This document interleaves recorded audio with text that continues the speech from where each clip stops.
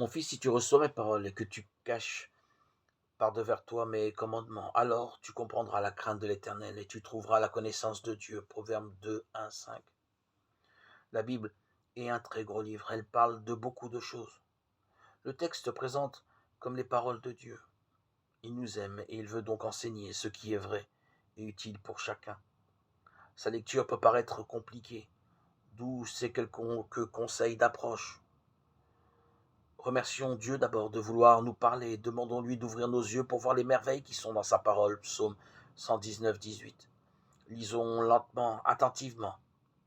Relisons le même passage jusqu'à ce que nous ayons saisi le sens du texte. Réfléchissons sur les leçons à tirer de ce que nous venons de lire pour notre vie personnelle.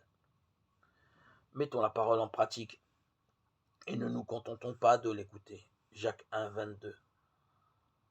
Distinguons les promesses qu'il nous faut croire, les commandements auxquels il nous faut obéir, les exemples à suivre, les péchés à éviter.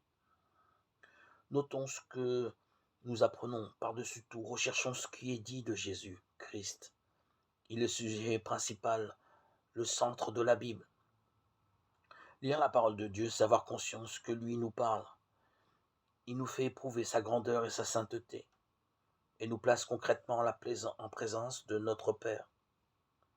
Apprenons à parler avec Dieu de ce que nous lisons. S'il nous a parlé de lui, de sa gloire, adorons-le. S'il nous a parlé de nous-mêmes, de nos fautes, confessons-les lui. Cette étude vivante des Écritures nous apportera de nouvelles lumières sur d'autres passages semblables. Et remercions à la fin de la lecture de la Bible. Remercions notre Dieu et Seigneur pour tout ce qu'il nous a fait découvrir.